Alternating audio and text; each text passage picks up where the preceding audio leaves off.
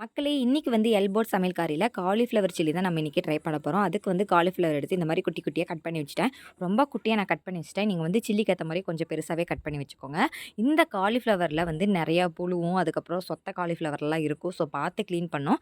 அதுக்கு வந்து ஒரு டைம் நான் வந்து தண்ணீல வந்து கழுவி எடுத்துட்டு, அதுக்கப்புறம் சுடு தண்ணீல போட்டு கொஞ்சமா உப்பு, மஞ்சத்தூள் போட்டு ஒரு 3 நிமிஷம் வந்து வெந்ததுக்கப்புறம் அதை எடுத்து வந்து ஒரு பவுல்ல மாத்தி போட்டுக்கிட்டேன். இப்ப என்னன்னா அதுக்கு வந்து மேக்கப் பண்ண போறோம்.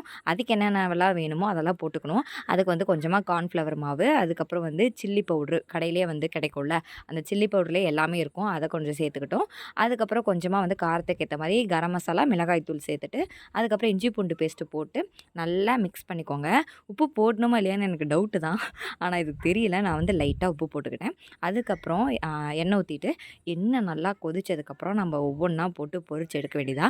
இந்த எண்ணெய் ஏன் இவ்வளோ கலரில் இருக்குன்னு சொல்லிட்டு பார்த்துறாதீங்க. இது வந்து ஆல்ரெடியே வந்து சில்லி போட்டது தான்.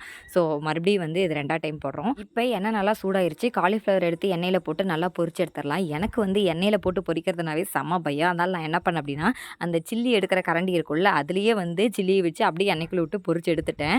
இதே மாரி பண்ணுனா அந்த காலிஃப்ளவர் வந்து ஒண்ணோட ஒண்ணு ஒட்டிக்குது. அப்புறம் எல்லாத்துக்கும் பத்தாம போயிரும். அதனால எங்க அம்மாவையே கூப்பிட்டுட்டேன். அப்புறம் எங்க அம்மா வந்து சூப்பரா சில்லி போட்டு குடுத்தாங்க. எண்ணெய்க்குள்ள கொண்டு போய் கையே விட்டுருவாங்க போல. அந்த அளவுக்கு வந்து சூப்பரா சில்லி போட்டுட்டு இருந்தாங்க. நம்ப எப்படா இத இப்படி கத்துக்க போறோம் அப்படின்னு தான் நானும் நெனச்சிட்டு இருந்தேன். அதுக்கப்புறம் காலிஃப்ளவர் சில்லி பார்த்தீங்கன்னா, சூப்பரா தான் இருந்துச்சு. ஆனா, இஞ்சி பூண்டு பேஸ்ட் வந்து கொஞ்சம் அதிகமா போட்டேன். அந்த டேஸ்ட்டு கொஞ்சம் அதிகமா இருந்துச்சு. அப்புறம் மொறு மொறுன்னு இருக்குன்னு பார்த்தா, ஜவ்வு மிட்டாய் மாரி இருந்துச்சு. சரி ஏதோ ஓரளவுக்கு நம்ம இன்னைக்கு சூப்பரா ட்ரை பண்ணியாச்சு அப்படின்னு தான் தோணுச்சு. அடுத்த டைம் நல்லா செஞ்சிடலாம் அப்படின்னு சொல்லிட்டு, நான் வந்து அடுத்து எடுத்து எடுத்து சாப்பிட போயிட்டேன். ஆனா, இதையும் வந்து கொஞ்சம் கூட மிச்சம் வைக்காம எல்லாரும் சாப்பிட்டுட்டாங்க. அடுத்து நம்ம இதே மாரி என்ன ட்ரை பண்ணலாம் அப்படின்னு சொல்லிட்டு மறக்காம கமெண்ட் பண்ணுங்க. டாட்டா, பை பை.